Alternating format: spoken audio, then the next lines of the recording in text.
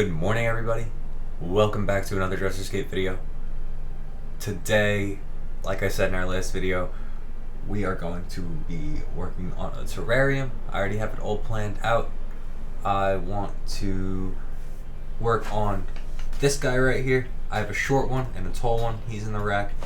These are Aquaworks Iotas. They're small terrariums. I love them because they never need maintenance, just a spray here and there, and the way they shape the lids has a perfect water cycle, so it rains inside the jar. Fun. Right now it's full of an old terrarium that I had. I have a thriving amount of Bucephalandra Kitagang Mini. Kitagang Round. Japan, not Mini. And I want to keep that all, so I'm going to keep it all in a culture. I think I'm going to set something up I will keep cultures of plants in all these old candle tumblers. I heat them up and get all the wax out and clean them, and I'll pretty much, this one for example, it's Micranthenum Monte Carlo. I don't feel like buying it again, so I'm just gonna plant them in here, saran wrap the top, and let it go. Spray it every now and then when it gets dry, but this is soaked, so I don't even need to touch it. That'll fill up, and I'll always have Monte Carlo. I did that with plenty of plants. I did that with this Hygrophila arcuata. I did that with dwarf baby tears. I did it with UG. I did it with a bunch of different things. It's just keeping a terrarium. This, I think I have a pest. I don't know what's in here, but there's a ton of mites or something in here, and I'm happy that it's in a jar. But I'm gonna put it in the new empty jar that I have, and I'm going to soak it, submerge it underwater, wash it off and stuff before I get it in here. This way I have an unlimited supply of Bucephalandra. My favorite plant, by the way. If anyone does not know what my favorite plant is, it is definitely Bucephalandra. I'll throw B-roll in a Bucephalandra, or what's in here, or what's in there. I got them everywhere, but you guys can definitely enjoy it with me. To get started on today's project, I do need to make a field trip, so I'm gonna head out to the fish store and bring a little haul back. I want to do an Iwagumi Terrarium, something simple, one plant.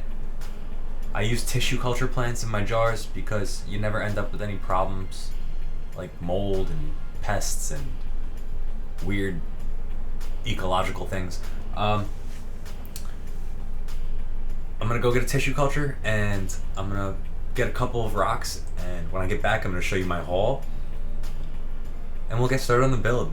It should be pretty straightforward. I'm going to take this apart, clean it out with you guys, and yeah, it should be fun. So I hope you guys enjoy my video, and I hope this is a good start to new beginnings, and let's do it. What's up, everybody? I am back from my fish store haul. I went to 3 stores because nobody had rocks, and I wanted a smaller rock, and it was a little difficult. But anyways, I ultimately found what I wanted to get, and I'm going to show you guys what's going on. So here we have, I have it in a towel because it flakes a lot, but here we have some dragonstone. I just washed it because, if you don't know, this stuff's a mess, and it's really clay and it gets everywhere. But I'm going to show you under the light how I want to use it, but I really like this side, this face of the rock. So that's going to be our hardscape. I'm only doing rock only. It's going to be a Iwagumi Terrarium. And for our singular tissue culture plant, I got, let's see if we can get you guys focused on it. I ended up getting Cryptocarine Parva, Crypt Parva, because they had these Tropica tissue cultures at my local fish store, and they are packed. Look how much Crypt Parva's in there.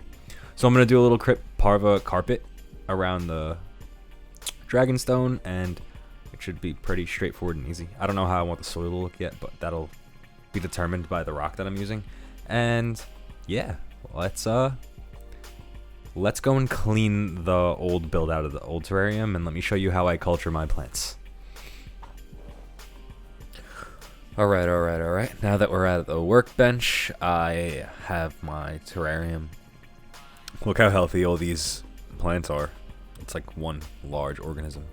And it's all rooted in, all the way down to the bottom, even though these are epiphytic plants.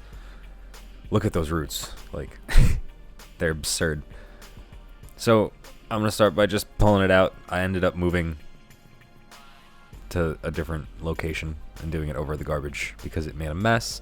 But here, look at it. It's already in a jar of water. It looks kind of cool. Like a little lab thing. But I'm soaking it right now just to see if anything's going to float up. And I washed it off under the tap water. That's dechlorinated water that's in right now. So I don't really hurt the plant or anything. Our jar's clean now too, so we could get started with the build. Yeah. Now that all the glass is clean, I'm gonna empty out the water here. I didn't really see much besides a couple of the springtails that I added before in the past. But just look at those roots. Like, oh my god. I'm going now to empty out the water in the bathroom. Come back. I sped up this process, but this is pretty much all I did. I cut off all the excess roots off the bottom, and I just plopped it right back into that jar. No water. And I took a little piece of saran wrap and just covered the top and gave it a little spray, obviously. Covered it with some saran wrap. Cut the excess off too, because I want to look inside. Yeah, that's how you culture plants and keep them in jars. Recycle your old Yankee Candle tumblers. As you can see, I got my piece of rock right there. And I have my Cryptoparva already washed out of its tissue culture gel. Prepped, kinda. I didn't break them up yet, but I just cleaned it off. So I have this face of the rock. If you can't see, like, the holes and stuff, I think you can see. I like how this looks a lot, and I want this to pretty much go in, like, kind of just like this. Fur on my finger. But, just like this, I think.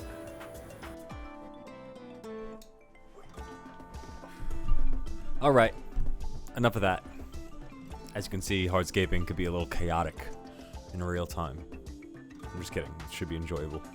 Anyways, now that we're hardscaping, you guys can kind of see what my thought process was here. But I started off with a couple scoops of aqua soil from the last build that we just cleaned up in the last video, the 5-gallon. And I put a couple scoops down. I just wanted to do like a little base layer so I had some room to plant. And then I added in the rock, the same way I mentioned in that clip from before. Instead of using the spatula to spread the soil around, I ended up having to use tweezers because the spatula is just too wide, and wasn't that big of a deal, but could have been a little easier. And yeah, I proceeded to add more soil on top of the rock to create kind of a slope up against the back side of the terrarium. This ultimately is going to create a sense of depth from back to front of the terrarium. When you look at it from the top in, there'll be like a shallow area where the plants will be right there. You can poke them, and it'll go all the way down to the bottom and kind of envelop the rock that we put in there. I'm pretty much done with the hardscape. It's pretty straightforward. I'm only using one rock. It's pretty simple. The fact that I used only rock makes this an Iwagumi scape, and that was the goal originally. Here you can see me spraying the glass and stuff. I originally wanted to wash all that dirt residue off of the glass, but the water didn't really work out well. So I proceeded to use tweezers, a Q-tip, and paper towels to clean the glass and make it squeaky clean for everybody. The water I sprayed in there, I just kept using to rinse it off, and the excess I poured out right after I finished.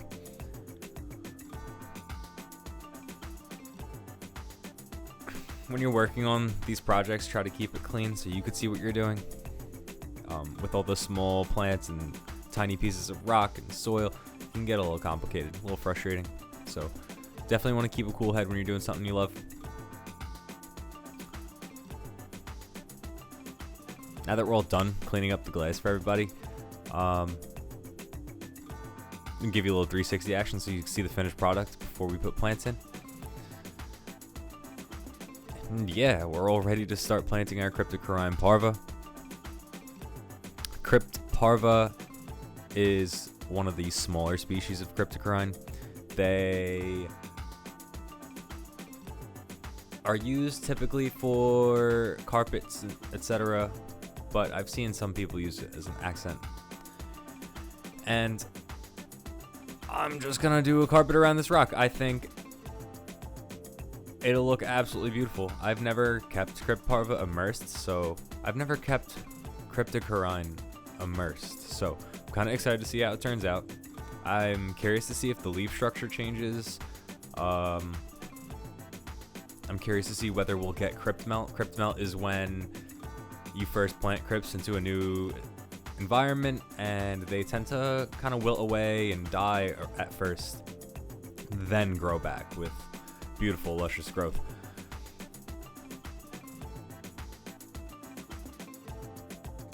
To prevent all that dead plant matter and mold from the humidity, I'm going to be adding springtails. Springtails, they're detritivores.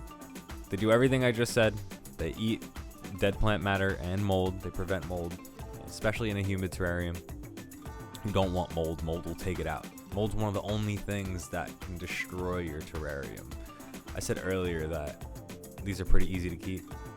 Springtails make it even easier. Otherwise known as Collembola, if anyone wants to know.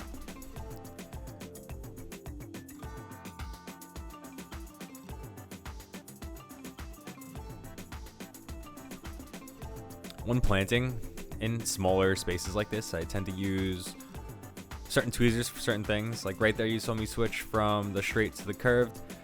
I use the curved tweezers to plant more of the vertical areas, and this is so I could do more of a direct planting into the side. Same way I'm planting into the bottom with the vertical tweezers. This is just to get a little bit more reach under the soil.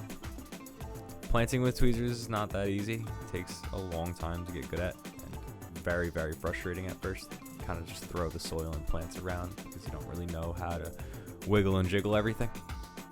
But you'll get the hang of it. It's not impossible. It's tweezers, so I don't want to shy anyone away from starting. I got 2 more portions of Crypt parva left, and I'm just gonna kind of jam them in there because there's no reason for me to leave it out. And just like that, we're done with our build.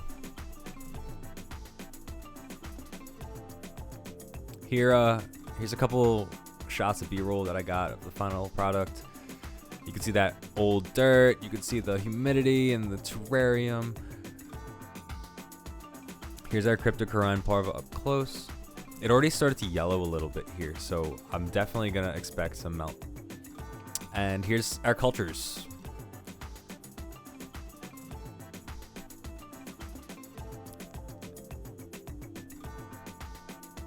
Let me know what you guys thought about this build, this project, this video, the cultures, anything. Drop a comment down below.